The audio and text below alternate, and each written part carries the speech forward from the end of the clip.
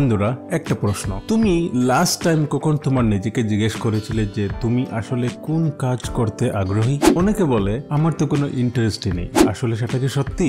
না, ইন্টারেস্ট নেই এমন হতেই পারে না, বরং আমরা অনেকেই নিজের ইন্টারেস্টকে চিনতেই পারি না। আজকের ভিডিওতে আমরা শিখব ইন্টারেস্ট ম্যাপিং, এমন একটা সায়েন্টিফিক পদ্ধতি যার দ্বারা তুমি তোমার লুকানো আগ্রহটাকে খুঁজে বের করতে পারবে। আর এটা যদি তুমি জানতে পারো তাহলে তোমার সম্পূর্ণ ক্যারিয়ারটা বদলে যেতে পারে। তাহলে চলুন ভিডিওটা শুরু করা যাক।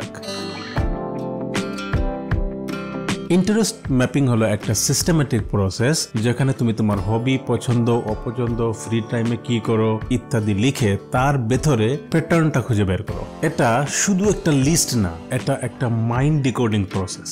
চলো জানি কিছু রিয়েল ফ্যাক্ট। ফ্যাক্ট নাম্বার 1, তোমার আগ্রহ সবসময় তোমার দক্ষতার সাথে মেলে না। মানুষ যেটা ভালোবাসে সেটা সবসময় ভালো নাও করতে পারে, আবার যেই কাজটা ভালো লাগে সেটাকে বারবার করলে সেটাকে আরো উন্নত করা যায় এবং সেই বিষয়টাতে ভালো হয়ে গড়ে ওঠা যায়। ফ্যাক্ট নাম্বার 2, সাইকোলজি অনুযায়ী 8 থেকে 14 বছরের ভিতরে যে আগ্রহগুলি তোমার কাছে ছিল সেই আগ্রহগুলি ভবিষ্যতে তোমার মেইন আগ্রহ হয়ে ওঠে, যেমন ড্রয়িং, গেমস বানানো, গল্প লেখা, ভিডিও দেখা ইত্যাদি। ফ্যাক্ট নাম্বার 3, তোমার আগ্রহ 3 ধরনের হতে পারে। নাম্বার 1, হিডেন ইন্টারেস্ট, তুমি জানো না এইগুলি তোমার ভিতরে আছে। নাম্বার 2, ইমার্জিং ইন্টারেস্ট, নতুন আগ্রহ বা ট্রায়ালের মাধ্যমে তৈরি। নাম্বার 3, ডেভেলপড ইন্টারেস্ট, যেটা তুমি দীর্ঘদিন থেকে করে আসছো।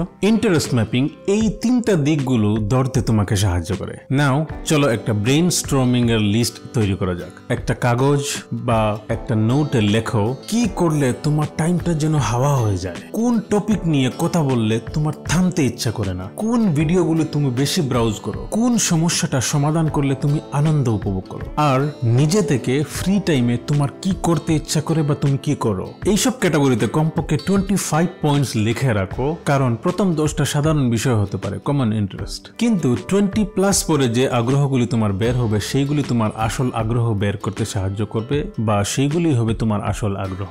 নাও তোমার লিস্টটাকে 6টা ক্যাটাগরিতে ভাগ করো ইউজিং রাইজেক মডেল। ফার্স্ট, রিয়েলিস্টিক, যন্ত্রপাতি বা হাতের কাজ। সেকেন্ড, ইনভেস্টিগেটিভ, গবেষণা বা বিশ্লেষণমূলক কাজ। থার্ড, আর্টিস্টিক, ক্রিয়েটিভ কাজ। ফোর্থ, সোশিয়াল, সামাজিক কাজগুলো। ফিফথ, এন্টারপ্রাইজিং, লিডারশিপ বা বিজনেসমূলক কাজগুলো। সিক্সথ, কনভেনশনাল, ডেটা বা সাজানো গুজানো এইসব কাজ। তোমার টপ 2 ক্যাটাগরি মিলে তোমার সঠিক ক্যারিয়ার নির্ধারণ করতে সাহায্য করবে। যদি তুমি আর্টিস্টিক প্লাস সোশ্যাল হও তাহলে কন্টেন্ট ক্রিয়েশন বা স্টোরি টেলিং এ দারুণ হবে। যদি তুমি ইনভেস্টিগেটিভ প্লাস রিয়েলিস্টিক হও তাহলে ইঞ্জিনিয়ারিং ফিল্ডে অথবা টেকনিক্যাল ফিল্ডে তুমি এগিয়ে যাবে। একটা ক্যাটাগরিতে যদি তোমার আগ্রহটা বেশি ফল করে তার মানে সেটা নয় যে তুমি সেই ক্যাটাগরিতেই তোমার ক্যারিয়ারটা বেছে নিতে হবে। দ্বিতীয় এবং তৃতীয় ক্যাটাগরি মিলেও তোমার হাইব্রিড স্কিলকে দেখায়, আর এইটাই তোমাকে ইউনিক করে তোলে। নাও তোমার আগ্রহ আর তোমার ক্যারিয়ারের মাঝে মিল আছে কিনা সেটা ম্যাচ করো। Artistic, film and designing, writing, music, UGC ইত্যাদি। Investigative, scientist, doctor, cyber security, analytics ইত্যাদি। রিয়েলিস্টিক, আর্কিটেক্ট, ইঞ্জিনিয়ার, টেকনিশিয়ান ইত্যাদি।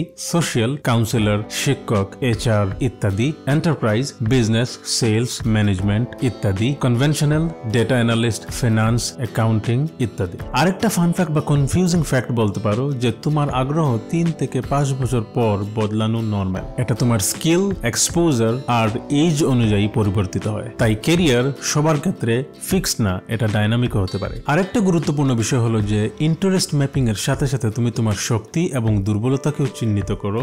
আর তুমি তোমার শক্তি এবং দুর্বলতাকে কিভাবে চিহ্নিত করবে সেই বিষয়ে অলরেডি আমাদের চ্যানেলে ভিডিও রয়েছে, তুমি সেখান থেকে গিয়ে দেখতে পারো, অথবা এই ভিডিওর ডেসক্রিপশনে আমি ভিডিওগুলোর লিংক দিয়ে রাখবো, সেখান থেকে গিয়ে আপনারা দেখতে পারবেন। মনে রাখো, তোমার আগ্রহই তোমার ক্যারিয়ারের কম্পাস।